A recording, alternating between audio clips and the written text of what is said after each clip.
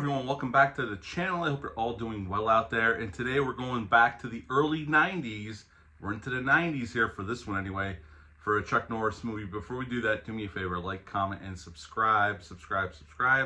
I greatly would appreciate that. Also, as always, a shameless plug for my TeePublic store. I'll leave a link for that in the description box below. And today we're going to do a more family-friendly Chuck Norris movie, and this one is Sidekicks. I do not own this one on physical media. Matter of fact, the only way you can get this is there's a DVD floating around out there on eBay, and in the 4K that was released by Vinegar Syndrome, I believe, put that out in a limited edition. You can still get those. You can find them online. They're going for a little bit of a hefty price. But if you want to watch this film, if you're interested, you can watch it for free on Tubi. Tubi, never change. We love you. I love you. Tubi's a great resource. If you don't know what Tubi is, it's a free app that streams movies, a ton of movies. They always have a ton of movies on there. A lot of horror movies and a lot of other kind of movies, and they have Sidekicks on there. So if you want to watch it, go to Tubi and you can check it out, and the transfer is pretty good. It's on there. Now, this movie came out April 30th of 1992. It's rated PG, again, family friendly, as I said before. An hour and 41 minutes long, had a budget of 8 to 10. Those are the two numbers that are floating around out there. I don't know which one's the actual budget, but $8 to $10 million, and upon release, it made $17.1 million, so it did make a little bit of money, but it wasn't a huge hit. To direct this film, Chuck Norris's brother came in to direct this film, who had directed him quite a few times leading up to this, Aaron Norris.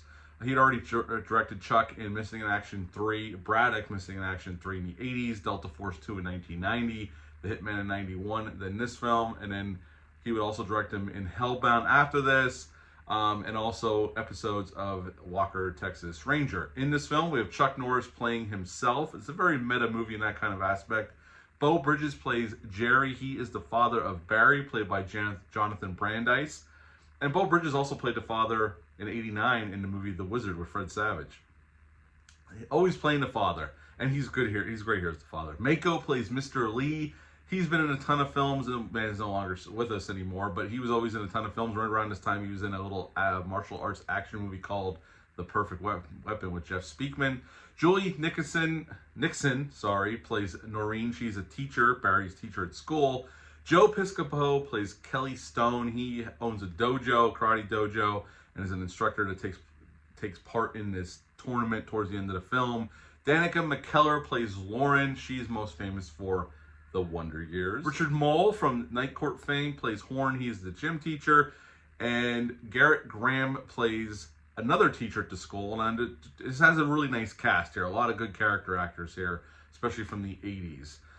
This film is pretty much The Karate Kid and The Last Action Hero, although this came out the year before The Last Action Hero. But it does enough to become its own thing, but that's how I would describe it. The Karate Kid and The Last Action Hero.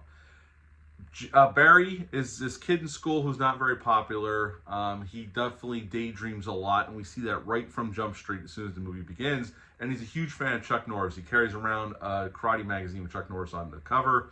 So he fantasizes about going on these missions with Chuck Norris. And a lot of the fantasies or his daydreams are actually based on movies Chuck had done in the 80s. They reused a lot of that stuff, although they shoot it differently, but it's from characters that Chuck had played in the 80s. One that pops up is the guy, one he did a year before this, The Hitman. He comes in with the ponytail just like that movie, if you've ever seen The Hitman, which I'm going to re-review that one coming up in the next few weeks. So they definitely stay within Chuck Norris's filmography here. And what I like about this film, this is the first time I've watched this since probably the late 90s. And I remember liking it when I was younger, but I hadn't seen it since then. And like I said, I don't own this on physical media. This is kind of one of those ones that's it's out there, but you gotta kind of look for it. And it's a movie I remember. I just haven't seen it since probably 98 or 99 is probably the last time I actually watched this film. And pretty much, Barry decides to, Noreen takes a liking to his father, and she likes Barry, and she hooks him up with her uncle, Mr. Lee, who is running the family restaurant, and Mr. Lee starts training Barry in martial arts and getting in shape. There's definitely a very positive message here.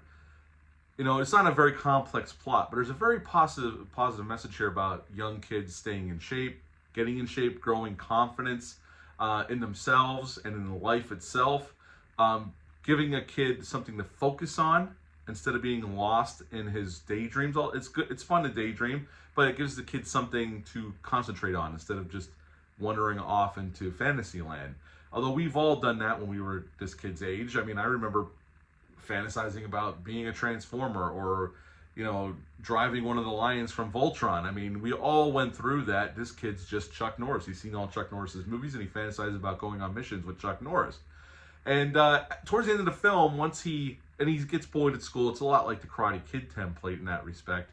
And Joe Piscopo's playing like, you know, Sensei Kreese here, just over the top. Like, Joe Piscopo's great here, but he's more like a cartoon character villain here. He's so over the top with his mannerisms and the looks on his face and the way he acts. And at the end, like, there's a tournament. And instead of fighting, Barry's mostly just breaking bricks here. That's a differential. But their team needs one more person, and Chuck Norris is there. And Noreen goes up and asks Chuck to be their fourth. They need a fourth person on their team, and he says yes. And so you get to see him and Barry together.